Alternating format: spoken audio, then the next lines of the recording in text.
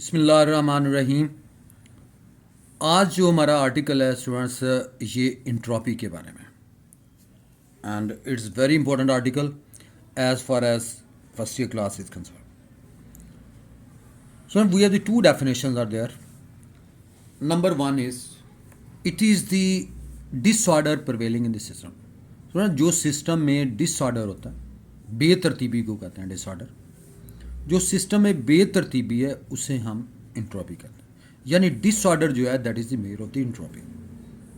And the second thing is the second definition is the unavailability of the energy from the system, यानी system से जब energy available ना हो रही तो आप ये कहते हैं कि इस टाइम इंट्रोपी मैक्सिमम है। अनअवेलेबिलिटी गैर दस्तियाबी या ना दस्तियाबी को कहते हैं। जो सिस्टम से गैर दस्तियाबी है एनर्जी की उससे हम इंट्रोपी कहते हैं, और इंट्रोपी को ऐसे ज़ाहिर करते हैं, और change in entropy is denoted by delta S, and delta S is equal to delta Q over T. So delta Q over T, that is the change in entropy. Delta Q is the amount of heat divided by temperature. Delta S is change in entropy, and its SI unit is delta Q amount of heat and unit is joule. The unit of temperature is Kelvin.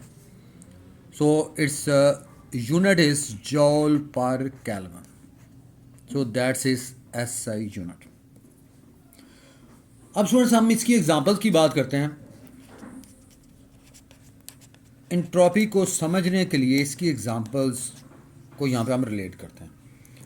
Students let's suppose over cup of T, इसकी मैं example दे रहा हूँ cup of T की। Cup of T, अब students cup of T का एक special design होता है, एक स्पेसिफिक शेप होती है। आप ग्लास को कप ऑफ टी नहीं कह सकते। अब देखिए, अगर आप कप ऑफ टी को आप नीचे गिराते हैं, कप ऑफ टी की पहले एक ख़ास आर्डर है उसमें। जब ये फॉल करता है किसी ग्राउंड के ऊपर या फ्लोर के ऊपर, इट टर्न्स इनटू पीसेस और टुकड़ों में बढ़ जाता है। तो सुना, ये आर्डर चेंज हो गया डिसऑर्डर में। So order changes into disorder, then the entropy increases because entropy relates with the disorder. तो इंट्रोपी डिसऑर्डर को रिलेट करती है। और इसी तरह सेकंड एग्जांपल में आप ये कह सकते हैं कि let's suppose we have a jar, glass jar,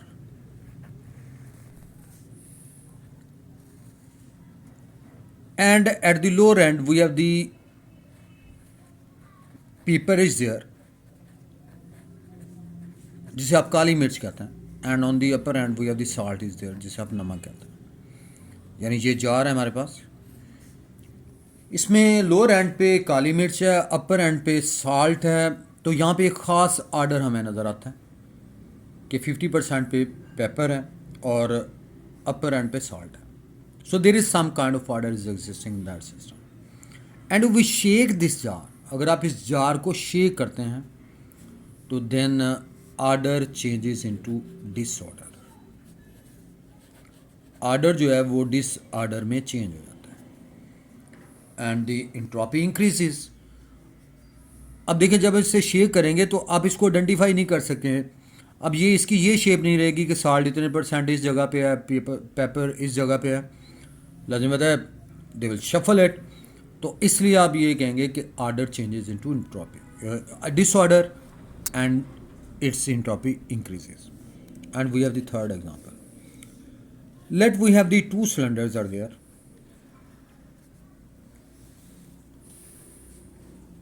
and it is full of water. इसके अंदर वाटर आपने ऐड किया, और let's suppose its temperature is 50 degree centigrade, and we have another cylinder. I mean this system is there, and it is filled with water, and its temperature is 10 degrees centigrade. So it's a hot body and it's a cold body because it has high temperature, it has low temperature.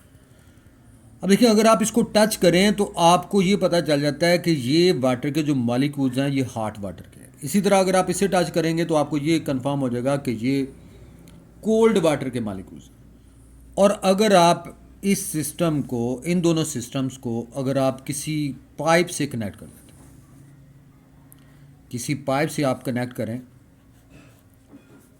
No the transfer of heat starts from hot body to cold body.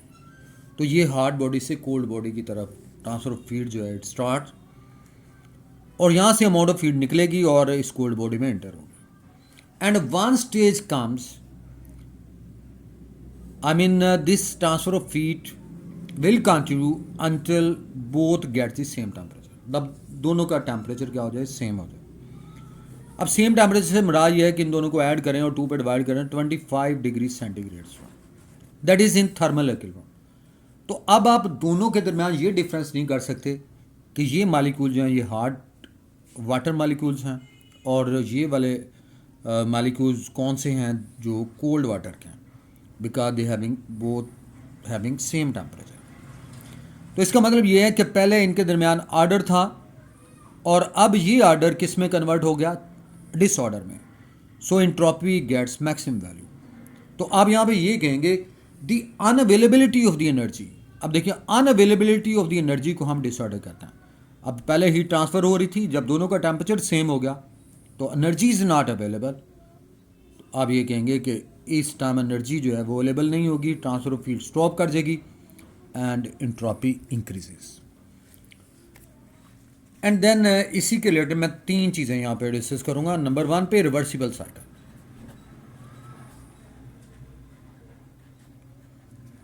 Reversible cycle के लिए transfer of heat यानी entropy जो है वो increase होती है, decrease होती है, या कांस्टेंट होती है। ये आपने याद रखना है, रिवर्सिबल साइकिल के लिए एंट्रोपी रिमेन्स कांस्टेंट, ये कांस्टेंट रहेगी एंट्रोपी रिवर्सिबल साइकिल के लिए। रिवर्सिबल साइकिल से मुराद ये है कि reactants change into products and products change into reactants. So I mean the entropy remains constant, entropy की वैल्यू कांस्टेंट रहेगी। और इरिवर्सिबल साइकिल में क्या था, इरिवर्सिबल साइकिल में, इरिवर्सिबल प्रोसेस में क्या होता है, इरिवर्सिबल प्रोसेस में ये होता है कि एंट्रोपी रिमेन्स कांस्टेंट और इट इंक्रीजेस। यानी आप ये कहेंगे कि इसमें कांस्टेंट नहीं रहेगी, एंट्रोपी रिवर्सिबल साइकिल में एंट्रोपी इंक्रीजेस, इसमें एंट्रोपी इंक्रीज कर जाती है, क्योंकि इसमें रिएक्टेंट से प्रोडक्ट्स में तो चेंज होते हैं, रिएक्टेंट्स प्रोडक्ट्स में चेंज हो जाते हैं, लेकिन प्रोडक्ट रिएक्टेंट में चेंज नहीं होते। ये इरिवर्सिबल यानी order changes into disorder, so the entropy increases. तो रिवर्सिबल में इट रिमेन्स कांस्टेंट, इरिवर्सिबल में एंट्रोपी इंक्रीजेस। एंड थर्ड में एंट्रोपी ऑफ द यूनिवर्स। हमने ये देखना है कि यूनिवर्स के लिए एंट्रोपी की वैल्यू क्या है। The entropy of the universe increases day by day, यानी यूनिवर्स की एंट्रोपी जो है ये स्टूडेंट्स इंक्रीज हो रही है डे बाय डे, यानी I mean order change into disorder. Temperature increase कर रहा है और टेम्परेचर इंक्रीज होने से आप ये कहते हैं कि डिसऑर्डर क्रिएट हो रहा है, तो आप ये कहेंगे कि entropy increases.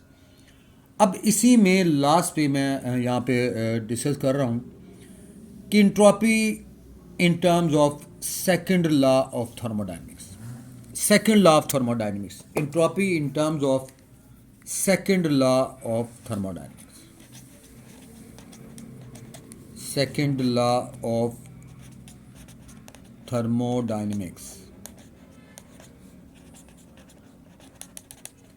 Entropy in terms of second law of thermodynamics. इसमें क्या होता है स्टूडेंट्स, इसकी स्टेटमेंट कुछ इस तरह से है, for an isolated system, if an isolated system, if an isolated system undergoes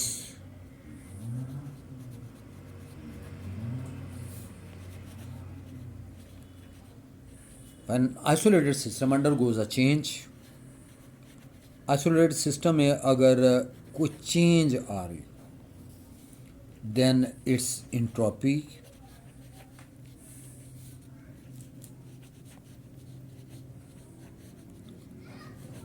either,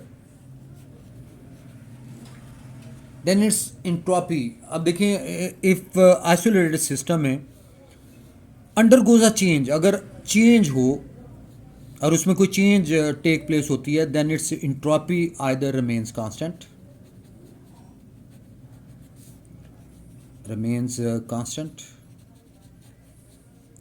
और इंक्रीजेस। यानी या तो उसकी इंट्रॉपी सेम रहेगी या उसकी इंट्रॉपी इंक्रीज करेगी। Entropy in terms of second law of thermodynamics, look at again here. For an isolated system, if an isolated system undergoes a change, अब आइसोलेटेड सिस्टम से मुराद ये है कि इसमें ना तो आप हीट ऐड कर सकते हैं और ना ही इसमें अमाउंट ऑफ वर्क डन होता है, इसे हम आइसोलेटेड सिस्टम कहते हैं। और इसमें कोई चेंज आ रही हो तो देन क्या होगा जी, इसकी इंट्रॉपी या तो कांस्टेंट रहेगी या इंक्रीज करेगी। तो इसकी एग्जांपल में आप यही सिलेंडर की बात कह सकते हैं कि इस पर्टिकुलर केस के लिए अगर आप अमाउंट ऑफ हीट नहीं देते तो आपने देखा होगा कि इस पर्टिकुलर केस में या तो मॉलिक्यूल्स अपनी जगह पे रहेंगे या इनमें शफलिंग हो सकती है, यानी the molecule they are moving randomly, left right move करते हैं, तो डिसऑर्डर भी चेंज हो सकता है। तो कहने का मतलब ये है कि it's entropy remains constant, either remains constant और increases. So students, this article is very very important as far as examination is concerned. In the last, I request you all, please subscribe my channel. Thank you.